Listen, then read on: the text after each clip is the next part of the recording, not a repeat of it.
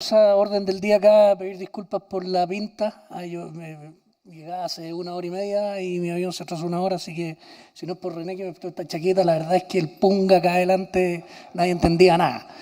Es eso, no es falta de respeto, porque este es un buen lugar para arruinar una carrera, como decía un amigo con tanta celeridad. Así que, oye, ¿de qué se trata? Y contarle un poco de esto, dado el rol que ustedes la mayoría conoce, y si no, contarles un poquito, pero muy en breve, de este rol que tiene la Cámara como controlador de estas entidades que hemos ido creando en el tiempo, ¿cierto? La entidad ha ido creando estas corporaciones o fundaciones sin fines de lucro y que es el controlador y por lo tanto tiene una responsabilidad hacia y obviamente una responsabilidad fiduciaria de lo que esté pasando hacia allá. Y dentro de los cambios que estamos haciendo a la gobernanza está este comité de entidades relacionadas, que es un comité del directorio, está formado por solamente miembros del directorio de la Cámara, que funciona, si que ustedes quieren, como una especie de dueño, quien cumple el rol de dueño de estas entidades. Bueno, este comité hace una pega y obviamente el directorio al final el que tiene toda la potestad para nombrar directores y para controlar de cierta manera estas entidades. Ahora, habiendo dicho eso, creemos que los cambios que se han producido con esta nueva ley 21.595, que es la ley de delitos económicos, era muy importante conversar con ustedes y hacerles una charla sobre de qué se trata y a qué nos exponemos y cómo tenemos que actuar. La verdad de las cosas es que uno tiene que seguir actuando como corresponde, no hubiera tener ningún problema, pero esto es una ley un poquito más complicada. Para eso tenemos acá a Sergio Huidobro, que está acá en la primera fila, que él es socio del Estudio Jurídico Figueroa y Huidobro, es integrante de la Comisión de Legislación que tiene la Cámara y experto en temas penales, tanto en litigios como en compliance. Entonces voy a pedirle a Sergio que suba, que nos cuente un poco y ahí vamos a ir conversando un poco más de los pasos a seguir.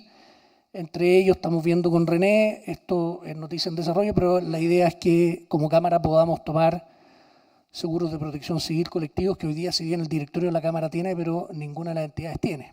Y creo que sería apropiado que la Cámara pudiera financiar eso para todos los que Estado nos tiene, no solo los directores, sino las primeras líneas de la gerencia.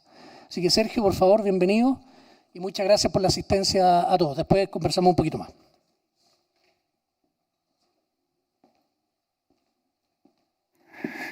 ¿Aló? ¿Se escucha? Sí.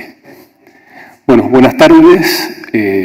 Espero en unos 40 minutos aproximadamente poder presentarles a ustedes los aspectos más importantes de esta ley, de la cual probablemente han oído hablar y seguramente han leído más de alguna columna, artículo, porque apareció mucho hasta hace un par de semanas, yo diría en casi todos los diarios. Y como decía Claudio, la idea acá es que esto sea como el puntapié inicial para que ustedes, a cargo de las entidades, puedan definir los pasos a dar desde ahora en adelante. Alguien oí por ahí que está diciendo en la entrada que veníamos solo a asustarlos. La verdad es que no es solo eso. Por supuesto que hay una parte lamentablemente de susto porque las sanciones son realmente altas, pero yo creo que acá el mensaje más importante es actuar más que solo preocuparse, porque actuar significa, como vamos a ver, implementar modelos de prevención de delitos que al final les permitan a ustedes y a las entidades actuar en su día a día en forma mucho más tranquila, dormir más tranquilos y todo eso. Y además sabiendo que todos estos temas de compliance mejoran los gobiernos corporativos y al final producen solo beneficios en las organizaciones. Por lo tanto, ese es el enfoque que les quiero dar, sin perjuicio de que tengo que mencionarles los aspectos principales que tiene esta legislación y voy a intentar ir además aterrizando lo que dice la ley a cuestiones más del día a día de ustedes para que sea algo más práctico también. Este es el orden que quiero dar a esta charla, ver un poco cuáles fueron los antecedentes de esta ley, cuáles son los objetivos que se tuvieron en vista, después el contenido general, algunas críticas y finalmente algunos efectos o consejos que creo que pueden ser relevantes para ustedes. Dentro de los antecedentes, comentarles que esta es la ley más importante que se ha hecho o a través de la cual se ha modificado nuestro Código Penal. Nuestro Código Penal es del año 1874 y han habido varios proyectos de Código Penal que están durmiendo en el Congreso desde hace unos 15 años a esta parte y no han salido adelante, y esta ley es, como digo, la ley más grande entonces que se le ha hecho al Código Penal actual, y que lo que hace es sistematizar, reorganizar, ordenar todos los delitos económicos que estaban dispersos en leyes especiales, los saca de ahí y los trae al Código Penal. Además, crea nuevos delitos y modifica algunos otros. Y también hace especial hincapié en los delitos contra el medio ambiente, según vamos a ver. En cuanto a los objetivos, los que se mencionaron durante la discusión parlamentaria fueron fundamentalmente estos. En primer lugar, nuevamente, reorganizar los delitos de cuello y corbata, que Chile se ponga al día en esta legislación económica y medioambiental en comparación a los países más avanzados. Después, hacer frente a la sensación de impunidad en la población general que ve o que veía que los delitos económicos no tenían sanción, y tuvimos grandes casos, ¿no es verdad?, que terminaron con algunos de estos con clases de ética que molestaron mucho a la gente. Y el gobierno entonces, no solamente sino que desde el anterior ya tomó cartas en el asunto, y es una ley que, pese a todas las críticas que se le puedan hacer, lo que nadie puede objetar es que tuvo aprobación transversal en el aspecto político en el Congreso. También se dijo que tiene por objeto inhibir los comportamientos delictuales en el interior de las organizaciones y reforzar los modelos de prevención de delitos. Yo acá, si ustedes ven, siempre pongo, cuando hablo de compañías, cuando hablo de empresas, pongo a continuación, entre paréntesis, entidades cámaras, porque todo lo que se dice en la ley respecto de las empresas o personas jurídicas, creo que es atingente entonces a las entidades. Desde el punto de vista del contenido general, lo que hace esta ley es crear un régimen paralelo para más de 230 delitos que se consideran económicos. Y cuando digo régimen paralelo, voy a ir después un poco más a eso, significa que estos delitos económicos tienen ciertas características especiales, distintas del resto de los delitos que están en nuestro Código Penal, y que son características que hacen que este grupo de delitos sean más graves o tengan un tratamiento más duro que el resto de los delitos de nuestro ordenamiento jurídico, produciendo sin duda situaciones que parece que no calzan. Ya voy a darles un par de ejemplos sobre eso para que vean a qué me estoy refiriendo. Esta ley también crea algunos delitos que no teníamos.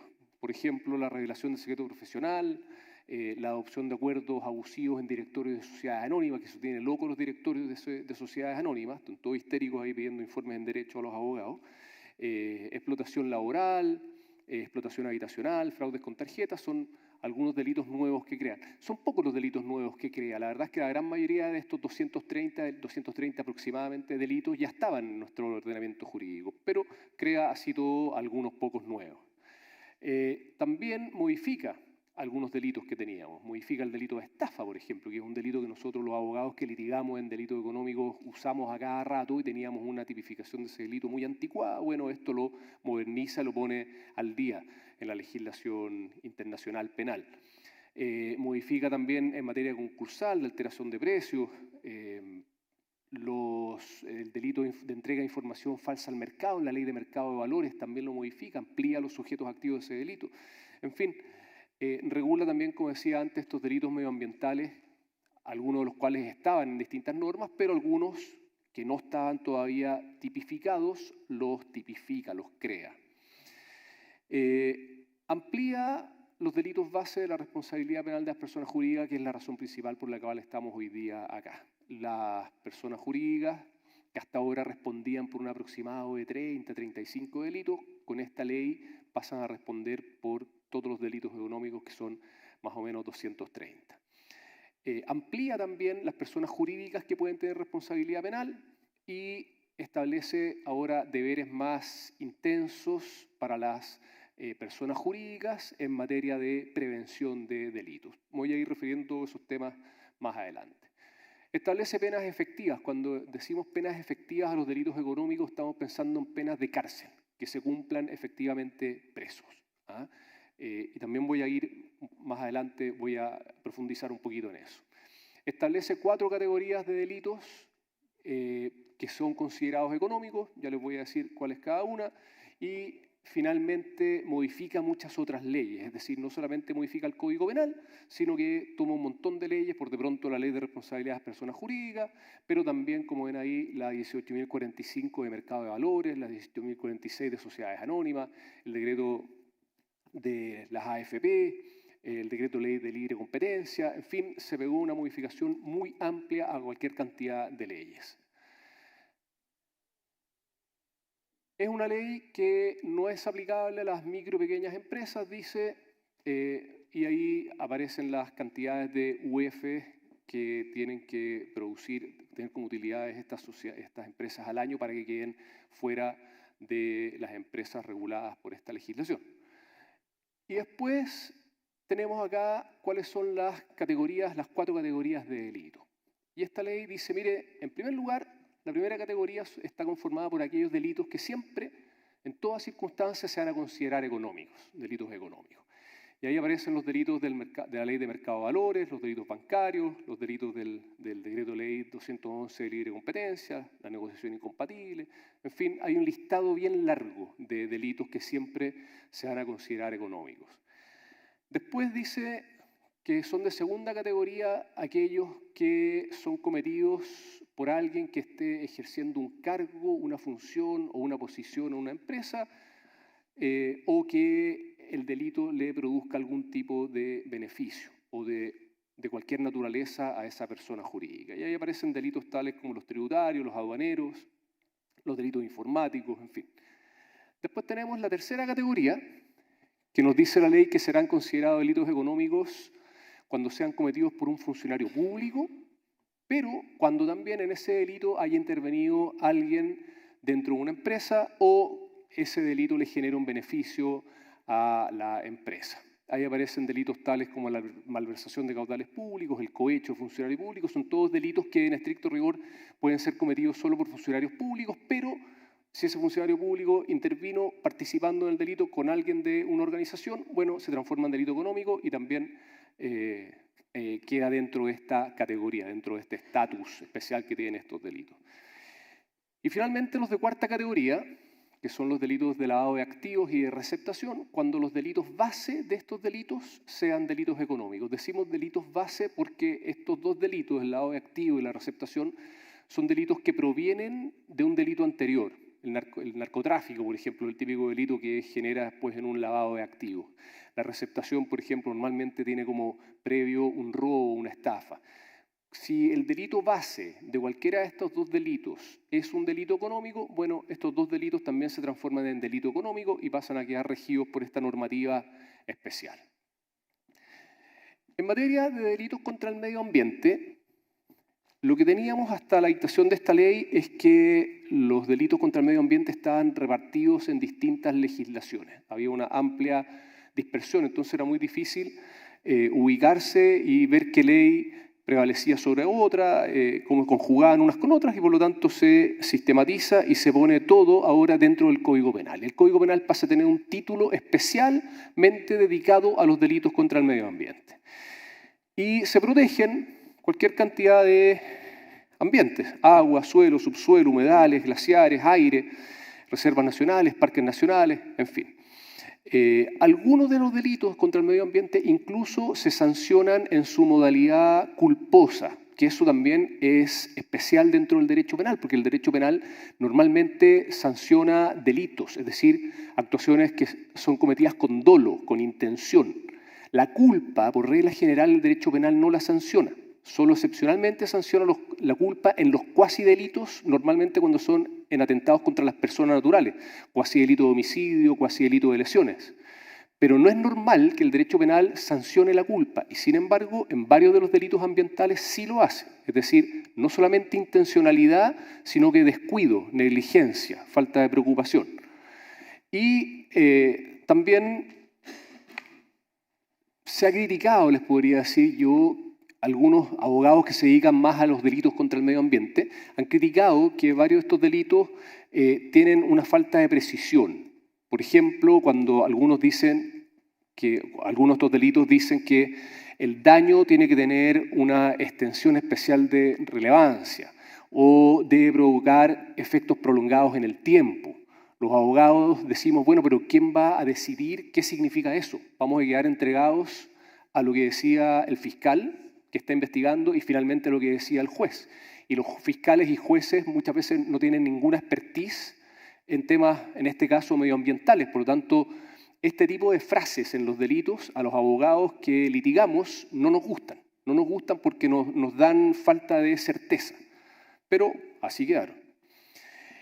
Y lo que hace esta ley, o la forma en que estructura estos delitos contra el medio ambiente es, en una forma se dice directa o indirecta. La forma directa está contenida en delitos de contaminación, que quedaron en esos artículos, después delitos de daño ambiental, en esos otros artículos, después algunas reglas generales, y después una protección se dice indirecta, que fue realizada mediante modificaciones a la ley de Superintendencia al Medio Ambiente y que es fundamentalmente a través de delitos de falsificación de documentos que se presentan a la Superintendencia para obtener permisos ambientales, por ejemplo.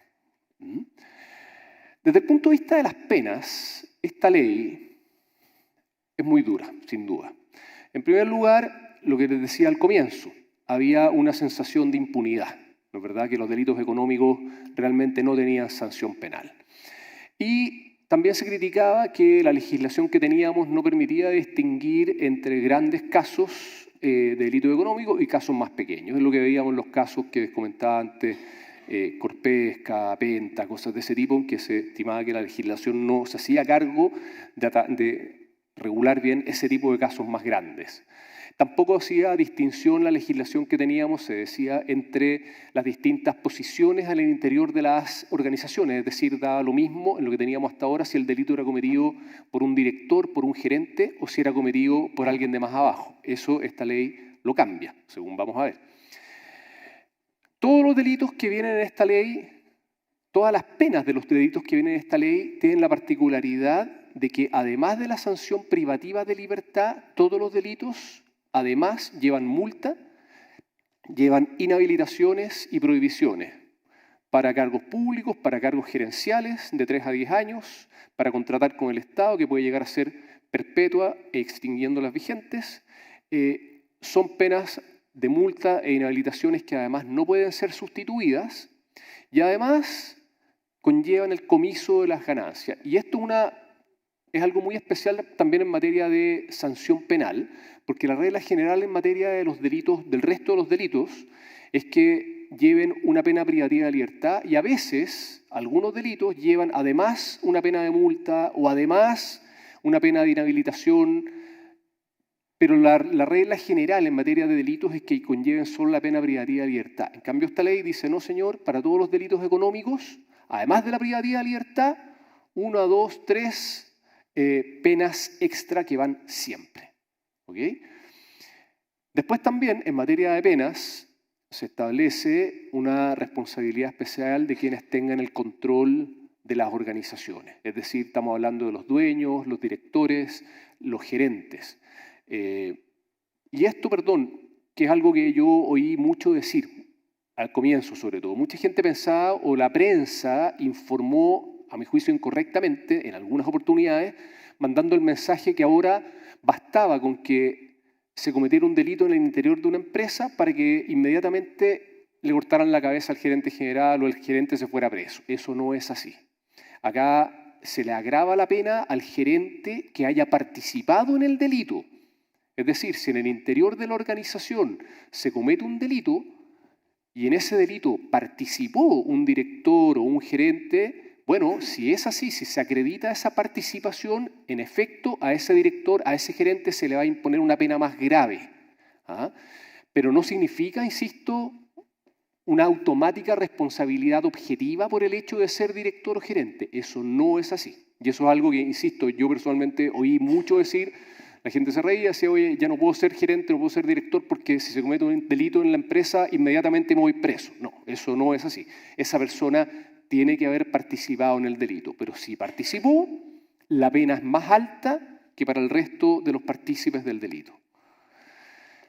Y las penas, como ya dijimos antes, son en general tratan de ser de cumplimiento efectivo. Nuestra legislación actual para el resto de los delitos, pese a que el Código Penal siempre dice tiene pena privativa de libertad, qué sé yo, presidio menor en su grado medio a máximo, que puede llegar hasta a 10 años, por ejemplo, o a 5 años, en la práctica esas penas nunca se aplican. Los abogados logramos que los jueces nos vayan otorgando atenuantes y después de las atenuantes logramos que los jueces nos apliquen la pena en la parte más baja de la pena y eso significa que en la práctica muy pocos delitos tienen penas privativas de libertad. En delitos económicos era prácticamente imposible hasta ahora. Y cuando las personas resultaban condenadas, además existe una ley que es la de penas sustitutivas, en virtud de la cual uno lograba que el cliente que era sancionado penalmente pudiera cumplir esa pena en libertad. Esta ley restringe mucho esa aplicación de medidas sustitutivas. Por lo tanto, insisto, las posibilidades de la cárcel efectivas sin duda que aumentan. En materia de penas también, trae esta ley un sistema especial de determinación de las penas, de sustitución de las penas, de determinación y cuantía de las multas. Todos estos temas vienen regulados en forma especial para los delitos económicos. Por ejemplo, lo que dice en relación con la determinación de penas, en el Código Penal hay artículos que le dicen al juez qué cálculos tiene que hacer para determinar la pena en concreto que se le va a aplicar a la persona que es condenada. Bueno, esas reglas del Código Penal no se aplican para los delitos económicos, porque la ley de delito económico trae sus propias reglas de determinación de penas, que son penas una forma de determinación más dura que la de los delitos generales del Código Penal. Después, en materia de sustitución de penas, lo que les decía recién, la ley esta 18.216, que es de sustitución de las penas, que para los delitos en general trae 5 formas de sustituir penas. Bueno, en la ley de delitos económicos dice que para los delitos económicos hay solamente 3 formas de sustituir penas. Nos restringe las posibilidades de sustituir las penas en caso de que una persona sea condenada. Y lo mismo en temas de determinación de multas e inhabilitaciones especiales, trae esta ley reglas especiales para los delitos económicos. Ahí vuelvo sobre las penas sustitutivas, les pongo que solo se pueden aplicar la remisión condicional y la reclusión parcial y, por ejemplo, no existe para los delitos económicos la libertad vigilada, que nosotros para los delitos normales la ocupamos mucho. Muchas veces logramos obtener libertades vigiladas cuando hay que cumplir una pena. Bueno, esta ley no nos permite pedir libertad vigilada, sino que solamente esas alternativas que están ahí y con requisitos además para poder obtener una remisión condicional o una reclusión parcial, los requisitos que me pone esta ley son más altos que los requisitos que tengo para obtener estos mismos beneficios para otros delitos. Y sí, esta ley da algunos incentivos a la colaboración eficaz en delitos como la colusión, en que se dice, mire, si en un delito de colusión alguien realmente otorga una colaboración que le permita al Ministerio Público poder acreditar el delito, sí le vamos a conceder una atenuante que le va a permitir probablemente una rebaja considerable en la pena. En comiso. El comiso significa quedarse con todos los dineros que provengan del delito. Y esto, si bien en los delitos generales que teníamos hasta ahora se usaba bastante, acá también tiene particularidades. Por ejemplo, se nos dice que en los delitos económicos, aunque la sentencia, aunque finalmente no haya una sentencia condenatoria, igual se van a decomisar las ganancias. Y uno entonces, la primera reacción de uno era decir, pero ¿cómo? Si no hay sentencia condenatoria, ¿por qué me van a decomisar las ganancias? Porque si la sentencia, si no es condenatoria, significa que es absolutoria, por lo tanto se acreditó que la persona era inocente, ¿por qué le van a decomisar las ganancias? Pero la ley aclara y dice no. Acá lo que pasa es que, por ejemplo, si es que la persona que está siendo investigada se muere durante el juicio, que es un caso que siempre ha estado previsto en el Código Procesal Penal, bueno, si una persona que está siendo investigada se muere, por supuesto que no se puede dictar una sentencia condenatoria porque la persona está fallecida. Sin embargo, puede ser perfectamente que la persona muera, pero que el delito sí se haya acreditado. En materia penal, para poder condenar, nosotros siempre tenemos que acreditarle 2 cosas al tribunal: la comisión de un delito y la participación criminal. Son esos 2 requisitos que tenemos que lograr acreditar para poder condenar a alguien. En este caso puede ocurrir que se acredite el delito y estando sí, acreditada o estando por acreditarse la participación criminal, se muere la persona. Si es así, bueno, si se acreditó el delito, de todas maneras entonces se recogen todas las ganancias de ese delito. O si la persona, por ejemplo, cae en demencia, o si la persona se escapa del país, que muchas veces ocurre que la gente se arranca del país esperando que transcurra la prescripción. Bueno, en todos esos casos la ley dice, mire, en ese tipo de situaciones igualmente se van a poder decomisar las ganancias aunque no tengamos a un condenado.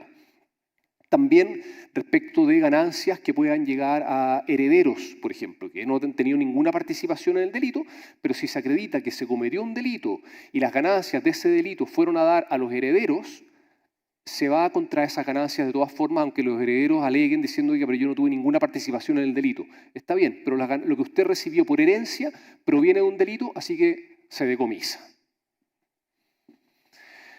En materia de multas, como dijimos antes, todos los delitos conllevan siempre, además de la pena privativa de libertad, el comiso, las inhabilitaciones y también multas. ¿Y qué es lo que hace acá la ley? La ley establece un sistema que intenta llegar a una cantidad de dinero o de multa por cada día de enriquecimiento ilícito o por cada día de infracción. Entonces hace dos cosas. A cada delito que tiene asignada una pena privativa de libertad, dependiendo cuál sea el margen de esa pena privativa de libertad, dice, bueno, este es el margen de días multa. Pongo un ejemplo ahí. Un delito que tenga pena de presidio mayor en su grado medio tiene de 201 a 250 días multas. Y además se tiene en cuenta los ingresos del condenado. Entonces, ¿qué va a tener que hacer el juez? Va a tener que calcular el ingreso promedio diario que haya tenido la persona en el año anterior a la comisión del delito. El ingreso promedio diario que haya tenido la persona en el año anterior al delito. Por lo tanto, eso va a significar que se van a recibir informes periciales y se va a recabar todo tipo de información financiera para intentar saber cuánto ganó la persona en el año anterior. Ese monto se va a dividir por 365 y ahí vamos a tener el valor de un día multa. Y ahí se va a multiplicar por 201 a 250 en el caso de esa pena. Si es que hecho ese cálculo, el juez determina que ese monto no calza con el patrimonio de la persona, es decir, no obstante hacer ese cálculo, se llega a una suma en que el juez diga, no, esto no me calza, el patrimonio de este señor es mucho más alto que los cálculos que tengo acá, la ley permite aumentar hasta el doble el valor del día multa. Y con esos cálculos, hacemos estos cálculos nosotros y llegamos a que la multa máxima que se le puede aplicar a una persona natural es de casi 47 millones de dólares, y a una persona jurídica 156 millones de dólares o 221 millones de dólares si es que en ese juicio se determina que la persona jurídica incurrió en más de un delito. Fíjense que en materia de personas jurídicas lo que teníamos hasta ahora es que la multa máxima que se podía aplicar a una persona jurídica llegaba aproximadamente a los 22, 23 millones de dólares. Con esta ley aumentamos hasta 221 aproximadamente, en materia solo de multas. En materia de circunstancias modificatorias de responsabilidad penal, es decir, atenuantes y agravantes, el Código Penal tiene el artículo 11 y el artículo 12. El artículo 11 tiene las circunstancias atenuantes, el artículo 12 tiene las circunstancias agravantes.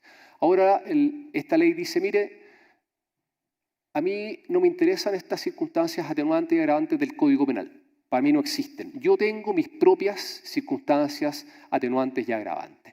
Y la razón de ser de esa decisión es porque, en estricto rigor, las atenuantes y agravantes que teníamos en esos dos artículos del Código Penal estaban pensados fundamentalmente para delitos de sangre o delitos contra la integridad física, que eran los que más se cometían en la época en que se dictó el Código en 1874.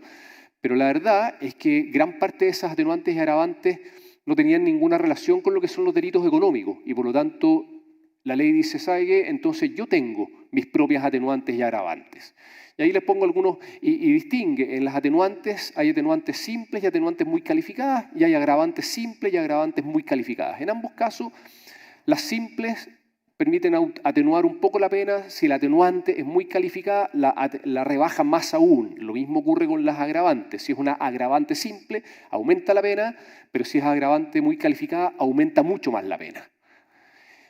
Y aquí hay algunos ejemplos de atenuantes y agravantes. Por ejemplo, atenuantes, que el condenado haya actuado en interés de personas necesitadas o por necesidad personal apremiante, o que haya actuado bajo presión en una situación de subordinación en una organización.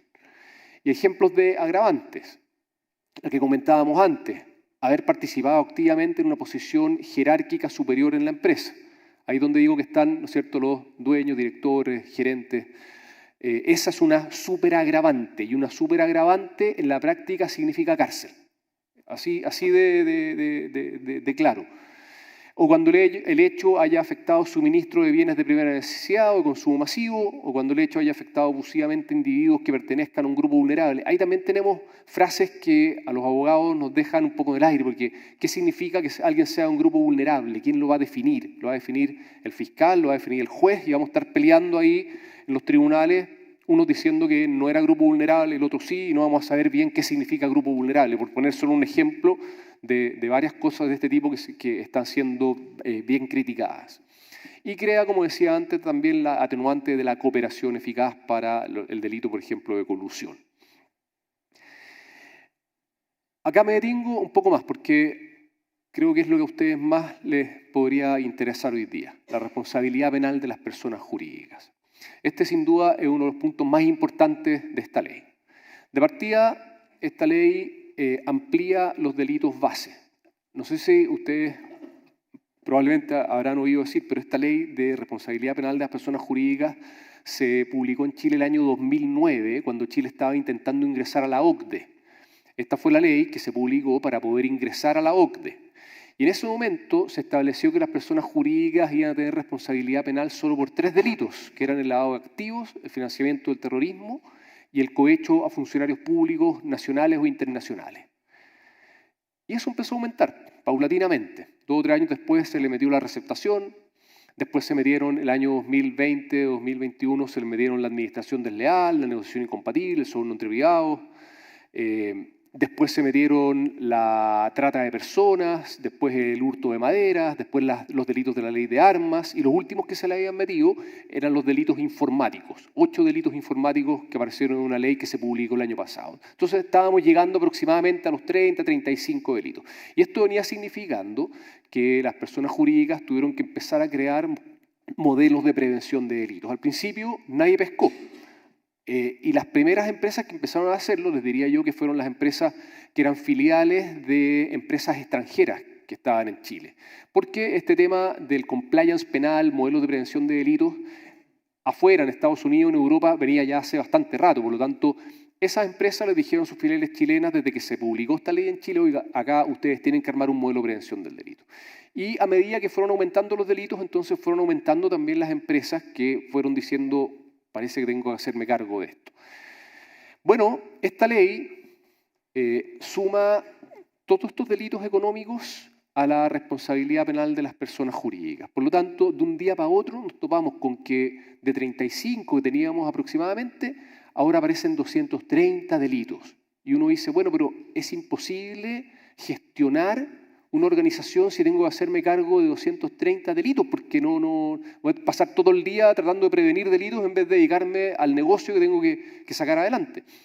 Y en ese sentido la ley, por lo menos en algo ayuda, y dice, mire, usted no tiene que hacerse cargo de todos los delitos, sino que tiene que hacerse cargo de gestionar aquellos delitos que estén dentro del giro de su negocio y también dependiendo del tamaño de su negocio. Entonces ahí nos permite a los abogados que trabajamos en estos temas, cuando hacemos estos modelos de prevención con esta nueva ley, lo primero que hacemos es reunirnos con los gerentes y decirles ya, revisemos los 230 delitos, pero separemos la paja del trigo y veamos de cuáles de estos delitos nos vamos a hacer cargo en nuestro modelo de prevención. Y dejemos constancia en un acta de que hicimos este ejercicio y las razones por las cuales decidimos dejar afuera algunos delitos. Porque todas estas actas, todo lo que uno vaya dejando, es lo que después nos sirve en un juicio para demostrarle al fiscal y demostrarle al juez el trabajo que se ha hecho. En los juicios cuando uno va a defender a las empresas o a las personas jurídicas en los juicios, tenemos que llevar la mayor cantidad de historia documental para demostrar el trabajo que se ha hecho. Yo no saco nada con llevar a gente a declarar que diga, no, nosotros hemos hecho el trabajo. Sí, nosotros tuvimos una capacitación. El fiscal y el juez lo que van a querer ver es después, bueno, muéstreme la capacitación, muéstreme el listado de asistencia. A ver, la gente hizo, usted los evaluó.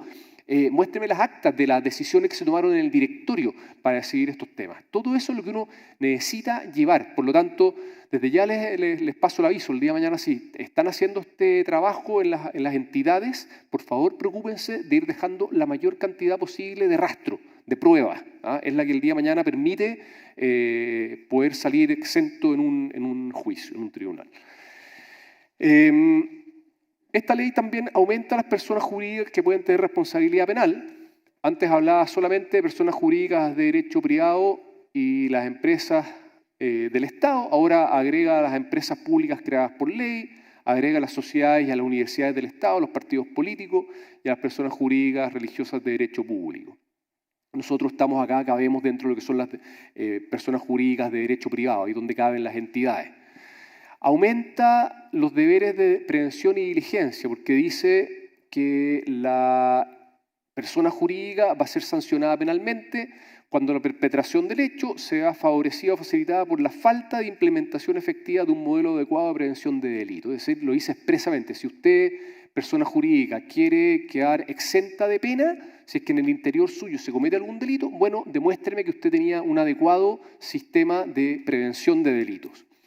Ya no es necesario que el delito produzca un beneficio económico a la persona jurídica. Lo que teníamos hasta ahora es que uno de los requisitos para poder sancionar a una persona jurídica era que el delito le hubiera generado un beneficio económico a esa persona jurídica. Y eso le estaba generando problemas a los fiscales porque muchas veces se topaban con que no podían acreditar ese beneficio económico en favor de la persona jurídica, entonces no la podían condenar. Esta ley elimina ese requisito. Ya no es necesario que el delito le genere un beneficio económico a la persona jurídica. Igualmente se le puede sancionar. Lo que sí dice la ley es que si el delito le provoca un perjuicio a la persona jurídica, ahí sí que la persona jurídica no tiene responsabilidad penal. Pero en el resto de los casos, si se comete el delito y el delito le genere o no le genere un beneficio, de todas maneras sí se le puede sancionar a la persona jurídica. Y acá, perdón, tampoco nos olvidemos que ahora estoy hablando de responsabilidad penal de las personas jurídicas, porque cuando se comete un delito se va a intentar sancionar a la persona natural que participó en el delito, pero además, en estos casos, a la persona jurídica.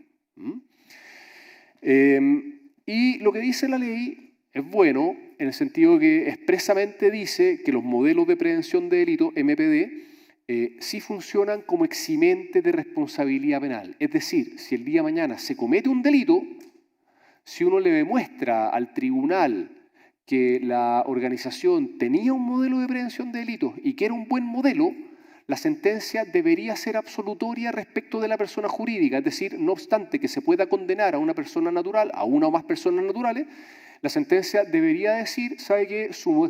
Usted me logró acreditar que su modelo de prevención de delitos era bueno. Por lo tanto, la persona jurídica queda exenta.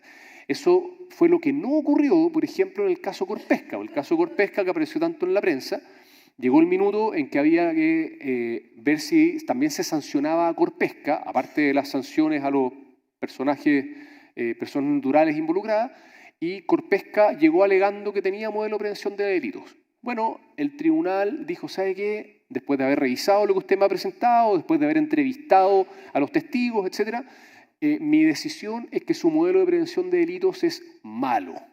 Es malo. ¿Por qué? Porque de partida el encargado de prevención del delito es un títere del gerente general. El gerente general hace y deshace con el encargado de prevención del delito. Y acá lo que dice la ley es que el encargado de prevención de delitos tiene que tener acceso directo al directorio o a la administración superior. Es decir, en sus temas, el encargado de prevención de delitos no tiene que pedirle permiso al gerente general. Lo ideal es que actúen en forma, por supuesto, coordinada. Pero si hay discrepancia de opiniones en los temas de prevención del delito, debe primar lo que diga el encargado de prevención y por lo tanto esa persona tiene que tener un estatus. Hay muchas empresas, que lo que ocurría en el caso Corpesca, es que le asignaban el cargo de encargado de prevención del delito a una persona que no tenía la jerarquía. Entonces, en el caso de Corpesca, ocurría que el gerente general le decía, no, esto no lo hagáis, esto sí hazlo, y el gallo estaba a lo que le decía el gerente general. Bueno, la sentencia dijo expresamente, ¿sabe qué?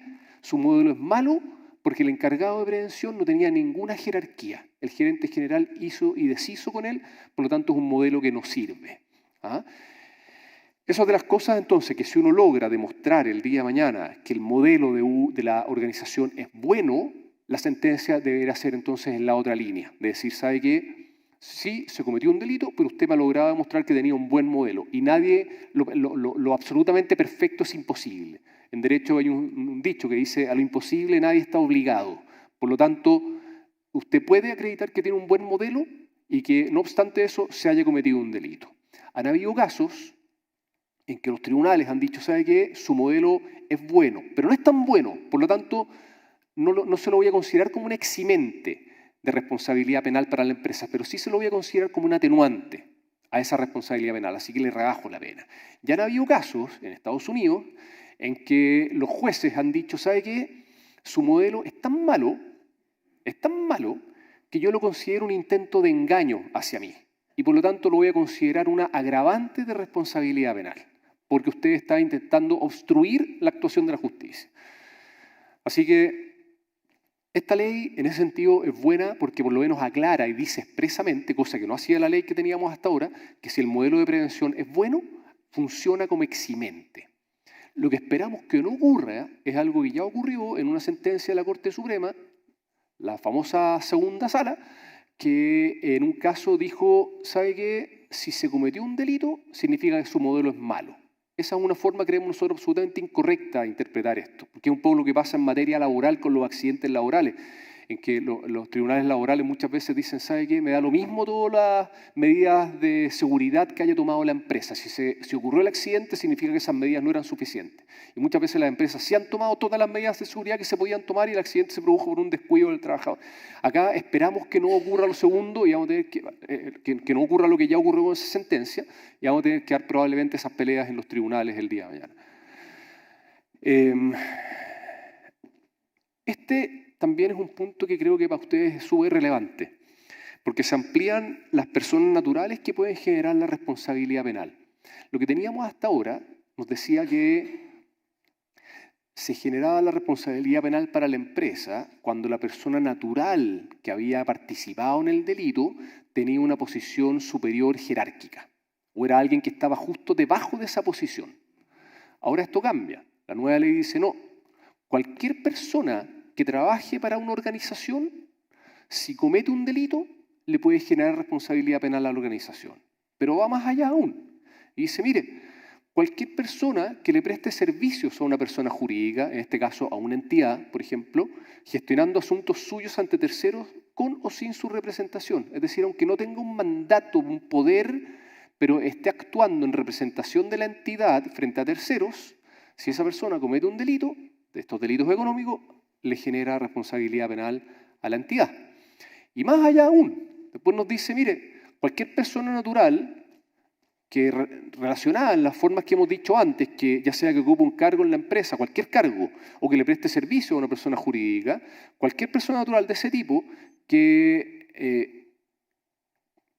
esté relacionada con otra persona jurídica y esa otra persona jurídica le preste servicios a la entidad o realice gestiones en representación de la entidad, le puede generar responsabilidad penal a la entidad. Es decir, ya no es solamente una persona que forme parte de la jerarquía superior de la entidad o que trabaje en la entidad, cualquiera que sea su cargo, no solamente un tercero que, como dice el segundo recuadro, que preste servicios a la entidad gestionando asuntos de la entidad frente a terceros con o sin representación, sino que también una persona natural que trabaje en otra persona jurídica o le preste servicios a otra persona jurídica y esa otra persona jurídica esté relacionada con la entidad. Es decir, la cadena, los eslabones de la cadena se alargan muchísimo.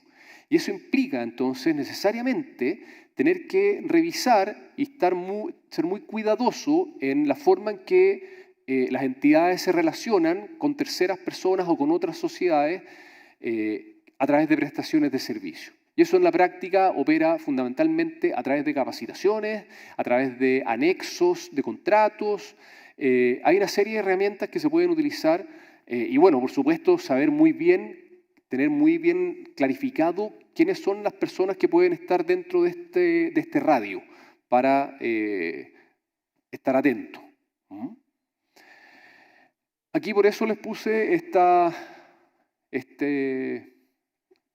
figura en que aparecen entonces las distintas entidades y cómo están bajo el alero de la Cámara chilena, para que, me imagino que todos los que están acá están metidos en algunas de estas, ¿no es cierto?, entidades relacionadas o las entidades sociales que se llaman.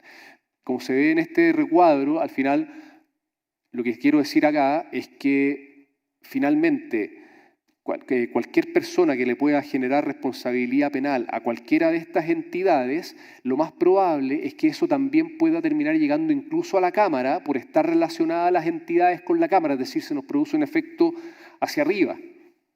Y es entonces imprescindible, creo yo, que todas y cada una estén bien blindadas para evitar este tipo de cosas. Además, sabiendo que la marca, creo yo, de la Cámara chilena es una marca muy potente. Entonces, a la prensa y a los fiscales, hay muchos fiscales que lo único que quieren es aparecer en la prensa. El día de mañana tener la posibilidad de poner una noticia o filtrar una noticia que diga cualquiera de estas entidades de la Cámara Chilena de la Construcción, venden. Y eso significa inmediatamente una afectación negativa de la reputación. Sabemos todos que las sentencias o las noticias que dan cuenta de absoluciones o de inocencia no venden, por lo tanto no aparecen en la prensa, aparecen con letras chicas en la última página, nadie las lee. Lo que vende es la noticia que es mala, lamentablemente. Siguiendo con esta ley, aumentó y amplió las agravantes. Antiguamente, por ejemplo, era un agravante que la persona jurídica hubiera sido sancionada hace 5 años atrás. Ahora puede haber sido sancionada hasta hace 10 años atrás y es agravante igualmente. Modifica algunas sanciones, nos habla, son modificaciones bien técnicas, la verdad es que no vale mucho la pena ni siquiera quizás mencionarla, pero habla de extinción en vez de disolución o cancelación, agrega esto de la supervisión. El juez durante el juicio en algún minuto puede nombrar a un supervisor de la persona jurídica, que es una especie de encargado de prevención del delito que se mete en la organización durante el tiempo que el juez diga para hacerse cargo solamente de lo que diga relación con este tema. No se puede meter en la administración de la persona jurídica, pero sí en todo lo que diga relación con la prevención de delitos. Se elimina esto de ya no hay solo un encargado de prevención de delitos como teníamos hasta ahora, sino que la ley dice, mire, tiene que haber varias personas en la organización que estén a cargo de este tema, que estén coordinadas entre ellas. Después desaparecen las certificadoras. Ustedes pueden haber oído que muchas empresas que tenían modelos de prevención de delitos se certificaban. BH Compliance, Prelafit eran las principales, habían varias más, tenían que estar inscritas en la CMF. Esto desaparece, ya no hay certificadoras, pero la ley sí dice que los modelos de prevención tienen que evaluarse periódicamente por terceros independientes.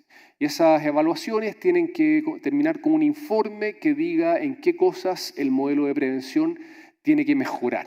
Y esas revisiones entonces se deberían ir haciendo, nosotros creemos que una vez al año, una vez cada 2 años con terceros independientes, probablemente dentro de esos terceros van a estar BH Compliance, Prelafit, pero van a salir, creemos, deberían salir varios otros jugadores al mercado. Y bueno, esta ley, en lo que dice relación con la responsabilidad penal de las personas jurídicas, entra a regir un año después de la publicación de la ley, es decir, el 17 de agosto del año 2024. Esta normativa ya es aplicable y es bueno que así sea porque a la larga lo que hizo la ley fue dar un plazo de 1 año para que las personas jurídicas puedan ponerse al día e implementar sus modelos de prevención y estar apeados entonces para esta nueva realidad. Desde el punto de vista de las críticas, lo que más se ha criticado indudablemente es que esto de que se crea un derecho penal especialmente duro para un grupo de delitos, para los delitos económicos. Y se dice, mire, si bien el diagnóstico puede haber sido correcto, las sanciones que habían para los delitos económicos eran demasiado bajas, pero la verdad es que aquí se les pasó el caballo. se pasó el tejo y terminamos teniendo casos, aquí les pongo un par de ejemplos, por ejemplo, un fraude de mediana cuantía, que hoy día por ningún motivo tendría cárcel efectiva, salvo que el condenado sea reincidente y concurra en algunas otras circunstancias agravantes. Con la legislación actual, si en un fraude menor resulta que intervino, participó alguien que tenga alguna posición gerencial en la entidad, bueno, para esa persona la cárcel va a ser prácticamente segura. Y eso para cualquier otro delito que tenga la misma pena no va a ocurrir. Entonces tenemos casos de que van a haber delitos de sangre, por ejemplo, y apuñalar a una persona causándole lesiones más o menos graves, el condenado por ese delito va a poder cumplir la pena en libertad. En cambio, un delito económico mediano, si es que participó alguien de arriba, cárcel, 5 años para adentro en la cárcel. Entonces, se producen situaciones que como que rompen el equilibrio que debería haber dentro de un ordenamiento jurídico, que todas las penas sean proporcionales a la gravedad del delito. Esta ley se dice que rompe con ese equilibrio. Y claro, vamos a tener probablemente que en los juicios, en las audiencias en que se discute, en que se formaliza a una persona, no sé si han oído, pero muchas veces aparece en la prensa, tal persona va a ser formalizada. Que la audiencia de formalización en estricto rigor es una audiencia en la cual se le comunica a una persona que está siendo investigada y claro, en esa audiencia los abogados discutimos medidas cautelares, arraigos, embargos, hasta prisiones preventivas. Pero las prisiones preventivas el Ministerio Público lo pide o el querellante lo pide cuando son delitos que tienen penas muy altas solamente. O sea, en estricto rigor es difícil obtener una prisión preventiva. Bueno, para estos delitos no va a ser tan difícil pedir prisiones preventivas y probablemente entonces ya en la audiencia de formalización vamos a estar discutiendo prisiones preventivas. Y recordemos que las prisiones preventivas significan que la persona queda presa, privada de libertad y después puede ocurrir que la persona sea absuelta, que se dicte una sentencia absolutoria y resulta que la persona estuvo privada de libertad en un juicio en que finalmente se decretó la inocencia y nadie le devuelve a esa persona los días que estuvo privado de libertad. Si bien hay un artículo en la Constitución actual que permite solicitar indemnización de perjuicios, en la práctica no existe. Y esos días entonces privado de libertad nadie se los devuelve. También otra crítica es que se intenta generar la sensación de que con esta ley se está atacando a los grandes grupos económicos, a los ricos, a los dueños del capital, a los dueños de las empresas, pero la verdad es que no es así. Porque lo que más ataca la ley es a los cargos gerenciales. A los cargos gerenciales es lo que más dice la ley, y esos cargos gerenciales muchas veces están lejos de ser los más ricos de la sociedad, no son los dueños de las empresas. Son los cargos gerenciales, que claro, pueden tener buenos sueldos, pero no son los dueños de las empresas. Como decía un amigo, siempre me acuerdo, un amigo mío que metió a sus hijos en un colegio distinto al que habíamos estado. Y un día le dije, oye, pero ¿por qué los metiste en ese colegio? Y todos metemos a nuestros cabros en este mismo colegio que estuvimos nosotros. Y me dijo, sí, muy simple. En el colegio nosotros, nuestros amigos, llegan a los cargos gerenciales. Pero en ese otro colegio están los dueños, me dijo. Así que los meto allá a los cabros que sean amigos de los dueños. Después tenemos que las atenuantes son sumamente restringidas. Por ejemplo, en delitos económicos ya no existe la irreprochable conducta anterior, que es la típica atenuante que invocamos en los juicios penales los abogados. No existe la atenuante de la colaboración sustancial con la investigación. Hay unas reglas de cooperación eficaz, pero bien restringidas. En cambio, la colaboración sustancial es una atenuante que ocupamos siempre en todos los juicios criminales. Después estas superagravantes que significan cárcel automática efectiva, que lo que decía antes producen estas situaciones que son desequilibrantes, porque terminan con cárcel para delitos que en estricto rigor no son tan graves y hay otros delitos mucho más graves que no terminan con cárcel. Después también se critica una tipificación, una conceptualización inadecuada de varios delitos contra el medio ambiente. Diciendo que no tienen una precisión mínimamente aceptable. Por ejemplo, se ha dicho la elusión por no someter una actividad al sistema de evaluación de impacto ambiental en circunstancias de que abunda la incertidumbre respecto de las condiciones que determinan el ingreso a ese sistema. Se critica también que hay algunos hechos que pueden generar una doble persecución. que se estén persiguiendo por la vía administrativa y por la vía judicial, en temas también medioambientales y en delitos de colusión. Entonces, ¿qué va a pasar?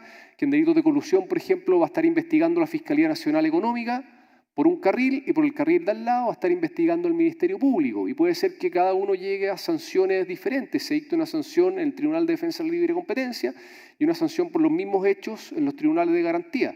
Y ahí nos entramos en el problema. Pero bueno, hay un principio básico del derecho que dice que un mismo hecho no se puede sancionar dos veces. Y acá hay casos en los cuales va a haber persecución paralela con sanciones eventualmente paralelas respecto a un mismo hecho.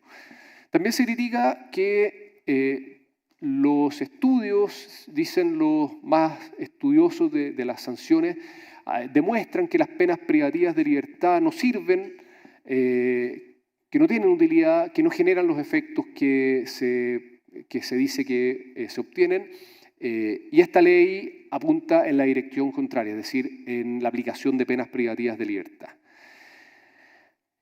También se critica que no especifica muy bien qué se entiende por empresa, pero sí que el beneficio no necesita ser de índole económica. Nuevamente, la generalidad y vaguedad con que se describen algunos delitos, lo que nos deja entregados a la discrecionalidad de los fiscales del Ministerio Público y de los jueces de garantía o del Tribunal Oral en lo penal.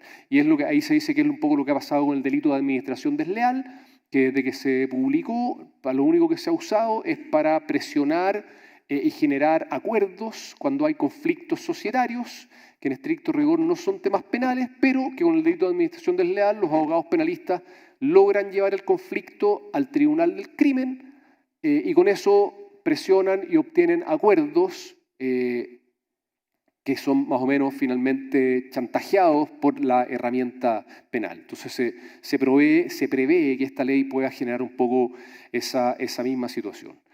Y también se critica la enorme expansión que se le da a los delitos que generan responsabilidad penal a las personas jurídicas, porque se dice esta no es la línea que se está siguiendo en el derecho comparado. El derecho comparado se está yendo más bien hacia otorgar beneficios a las empresas que hagan bien el tema del compliance, pero acá estamos solamente con la ley del garrote, no estamos aplicando la ley de la zanahoria, solamente el garrote, y eso va en contra de lo que dice la legislación internacional actual.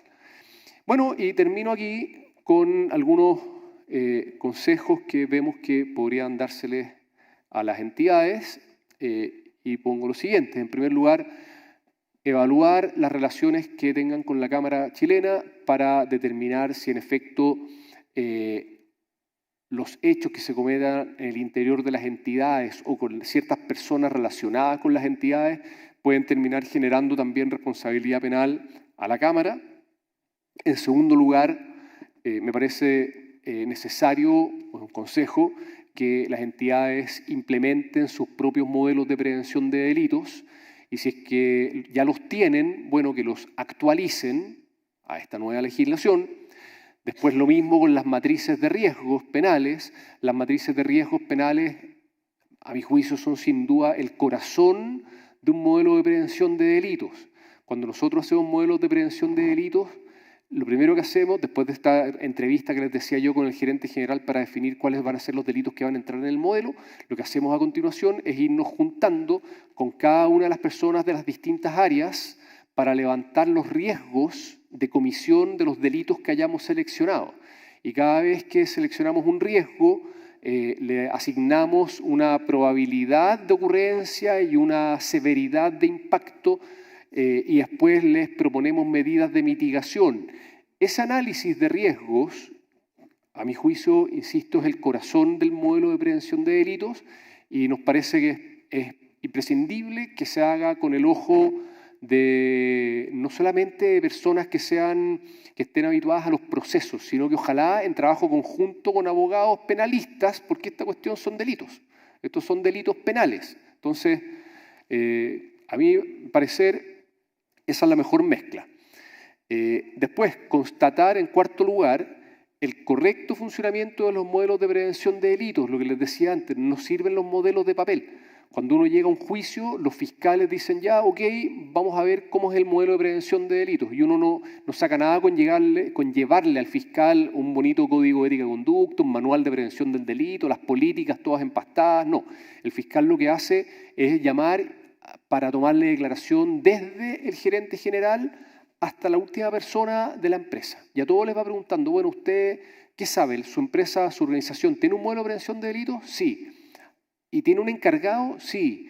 A ver, ¿y han hecho capacitaciones? Sí. ¿Sobre qué han sido las capacitaciones? Sobre tal y tales temas. ¿Tiene un manual de prevención? Sí. ¿Y qué es lo que dice el manual? Hágame un resumen, cuénteme algo. Y ahí ya las respuestas empiezan a flaquear. Entonces, para que un modelo esté vivo, lo que les decía antes, hay que ir dejando registro de todo.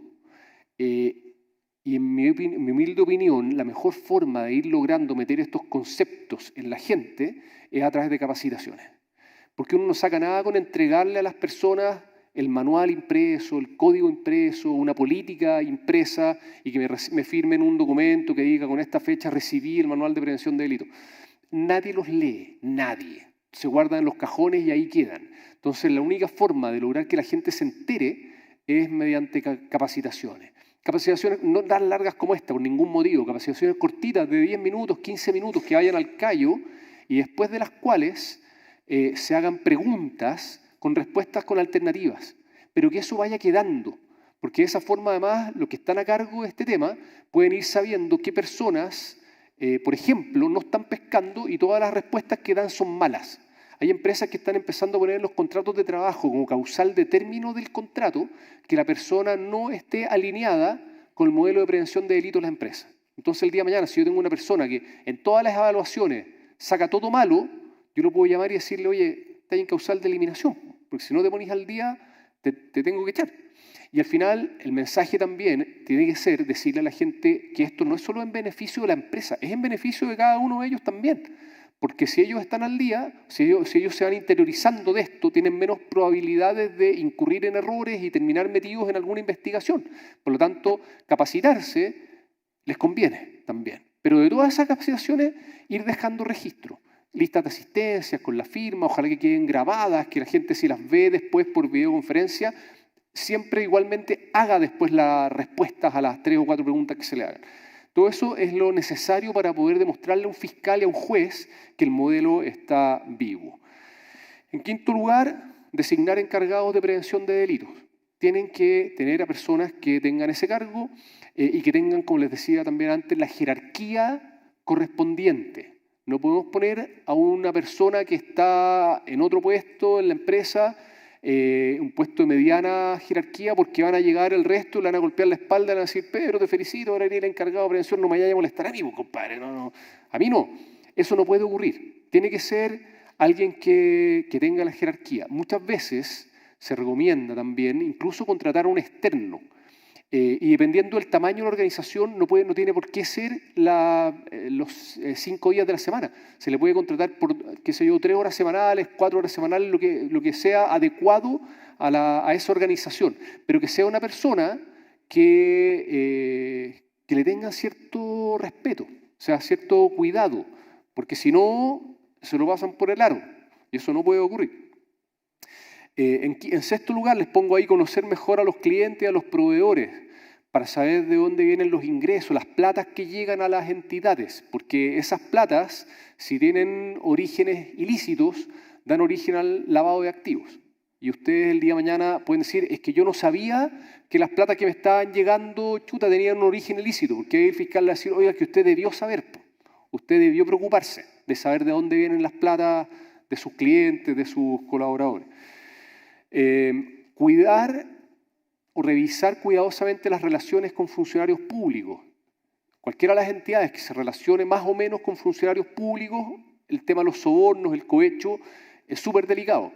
Y ahí acuérdense, no sé si acuérdense, pero sí les aclaro que el delito de soborno o de cohecho no es necesario que se haya entregado el dinero o lo que sea el beneficio, que puede no ser en dineros, aquí valen las invitaciones, los viajes, etc. Basta con demostrar que se hizo la oferta, basta con demostrar que se hizo la solicitud, no es necesario que se haya entregado el beneficio.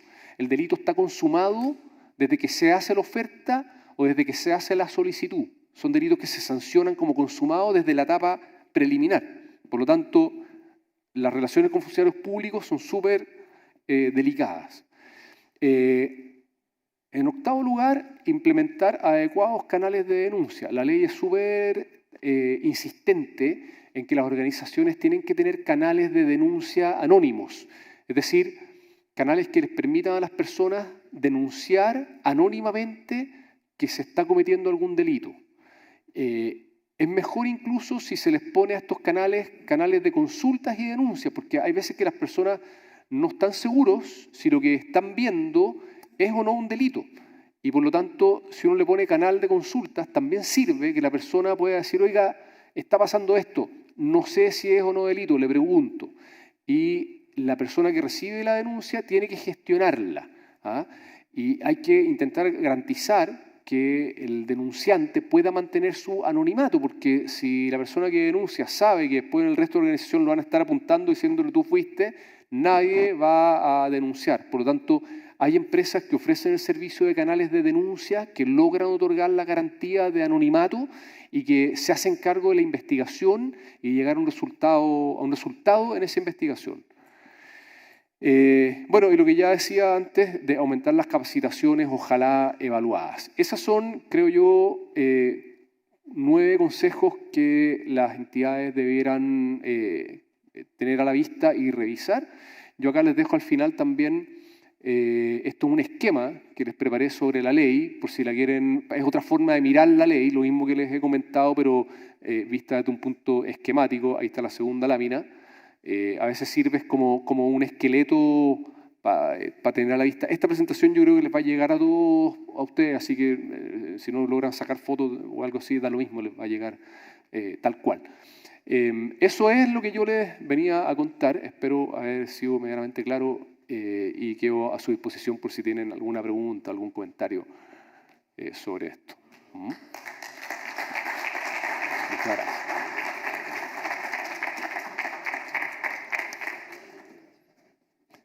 Creo que iban a pasar un micrófono por si alguien quería preguntar, o quizás a René le puede haber llegado alguna...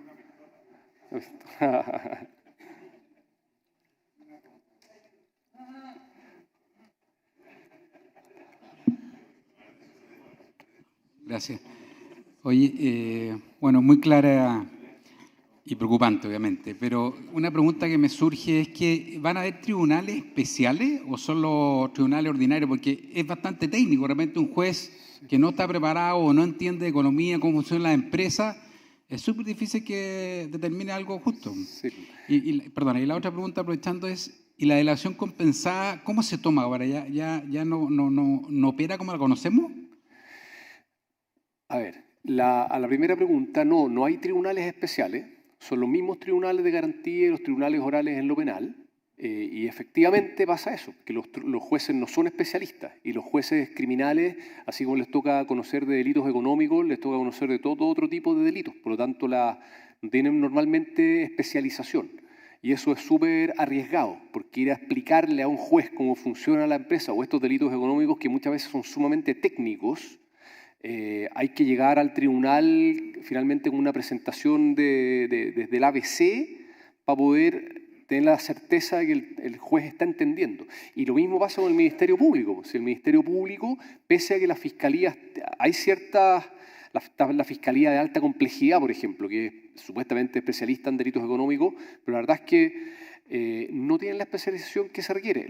A mí sí me consta que los fiscales han participado en muchas capacitaciones sobre esta ley y los están capacitando permanentemente, pero los fiscales, cuando uno entra a las oficinas de los fiscales, los pobres gallos no se ven detrás de la cantidad de carpetas que tienen a su cargo, porque si la reforma procesal penal estuvo pensada en un principio que cada fiscal conociera, por ejemplo, tuviera a cargo de 100 causas o de 200 causas, actualmente tiene un promedio de 1000. 5 veces más de lo que estaba pensado el sistema. Por lo tanto, no tienen la capacidad para estudiar y hacerse cargo. Y ahí entonces entramos en terrenos que son súper delicados y peligrosos. Y lo de la delación compensada, sí, está un poco en stand-by, porque la ley dijo, mire, va a seguir la delación compensada, pero hay que dictar un par de leyes más para regularla completamente. Por lo tanto, hay algunos avances, hay algo que está dicho, pero todavía no está 100% claro cómo va a funcionar.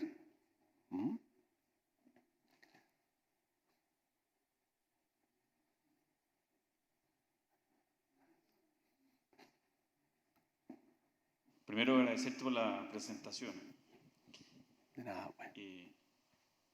Y un poco bajándolo a lo que uno puede hacer, porque en la explicación de las consecuencias, en realidad, queda claro que nos metemos en problemas si es que algo pasa, digamos, y si es que uno por lo menos trata de hacer una comparación, por ejemplo, con la seguridad laboral. Uno debe decir la seguridad laboral, nosotros vamos por el 0 accidente, aquí deberíamos ir por el 0 delito, ¿no? Y eso pasa por el modelo de prevención, que tú ahí diste el 9 clave, bien importante. Y también la otra pata es la denuncia.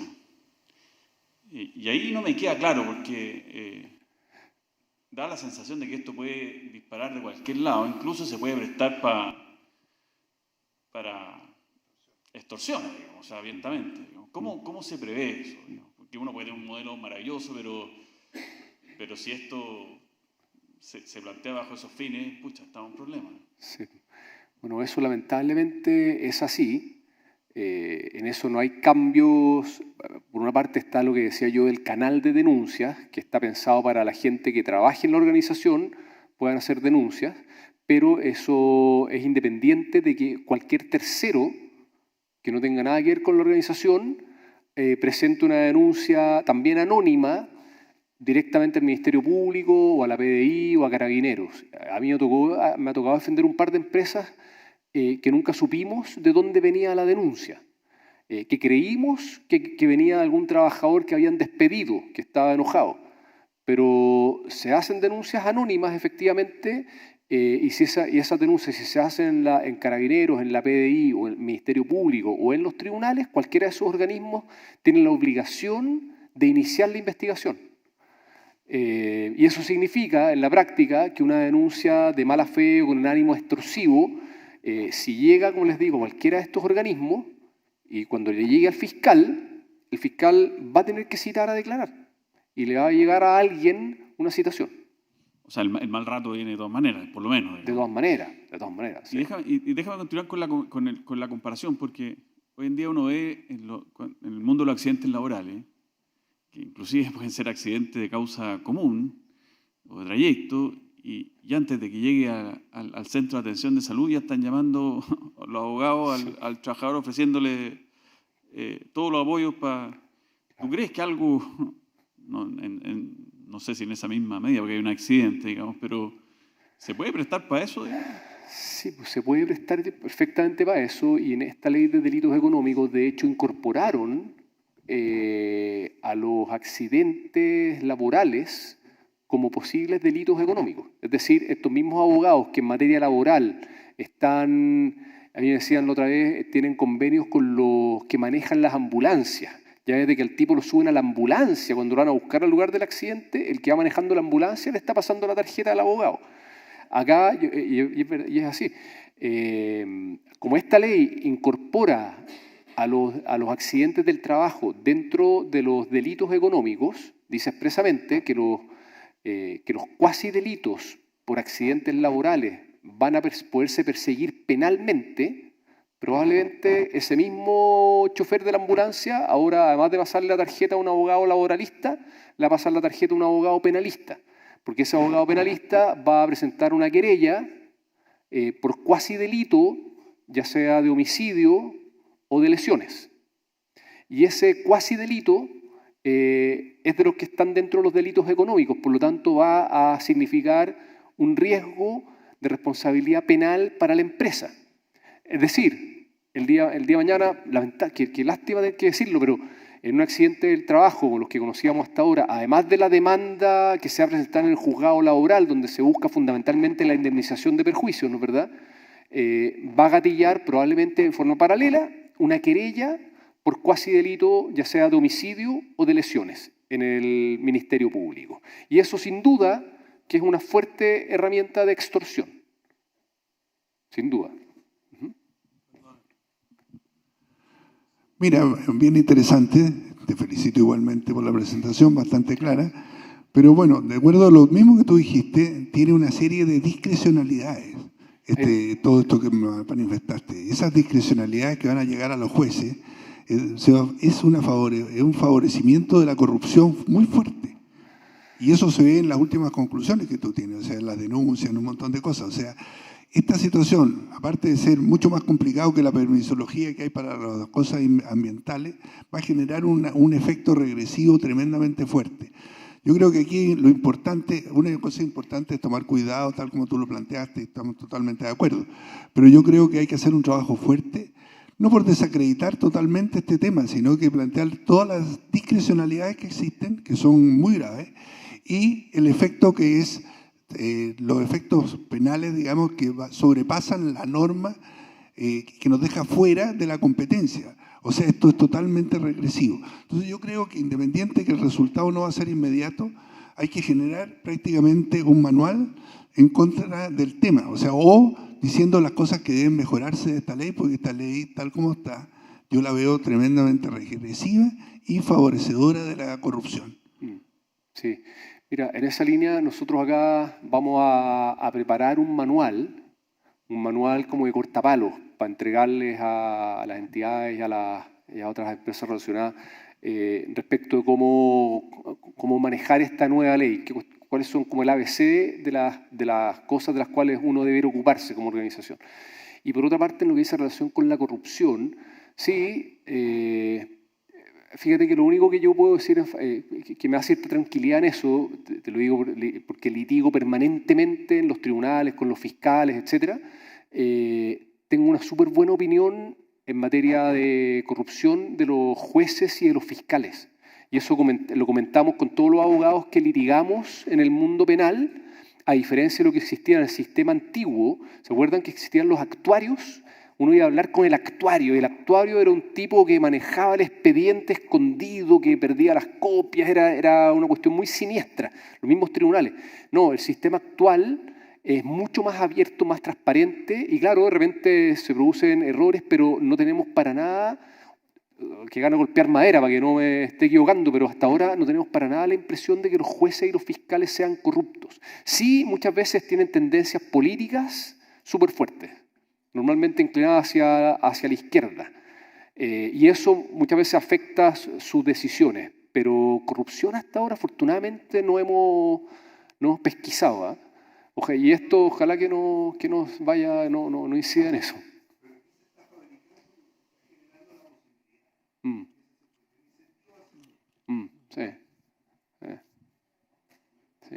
Sí. Gracias por tu presentación muy ilustrativa y además entretenida en lo de aburrir. Gracias. Más allá de la implementación de los manuales y qué sé yo, uno ve y sabe que en otros países hay estos seguros de malpractice, o qué sé yo. ¿Habrá asociado a esta ley una suerte de seguros, pensando las multas, por ejemplo, contra los delitos penales? No hay mucho que hacer, supongo, pero claro. Más allá de eso, ¿tú crees que se va a desarrollar aquí una oferta de seguro? Sí, yo he oído bastante que las compañías están trabajando en generar pólizas. A mí, de hecho, me llamaron la otra vez de una compañía, alguien estaba comentando que están pidiendo reuniones para ver de qué forma estructurar pólizas para poder hacerse cargo de esta nueva realidad. Por supuesto que no son pólizas que no van a cubrir en el caso que hay sentencia condenatoria por un delito, pero en materia de multas y cosas y de pago de la defensa legal, por ejemplo. Porque, claro, no, es seguro que sí. La industria del seguro está trabajando en pólizas y van a salir en cualquier momento al mercado. Eso viene. Sí. Sí. En el caso que una empresa reciba en el canal de denuncia de la empresa, en la página, una denuncia anónima, la empresa hace su investigación propia. ¿Cuándo y cómo está obligado a llevarlo a la fiscalía? ¿Cómo lo presenta?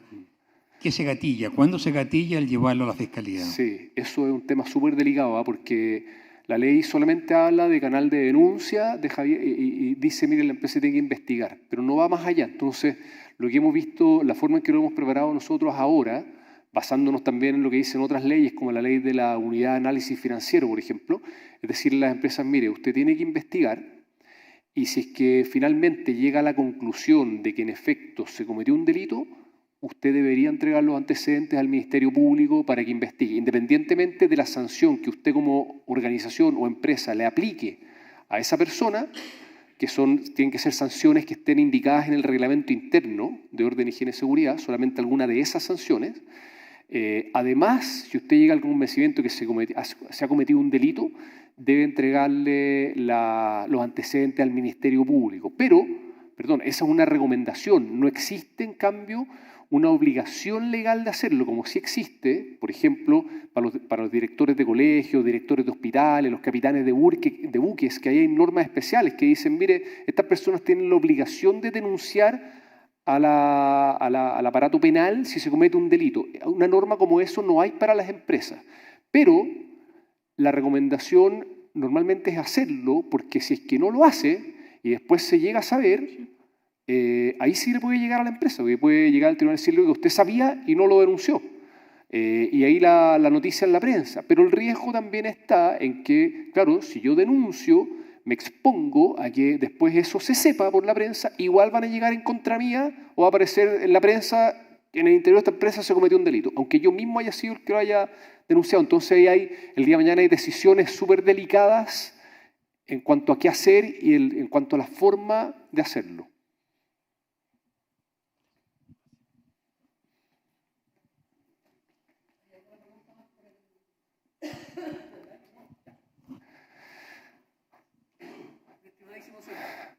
Ya, pues. Muchas gracias, la verdad, muy buena la presentación.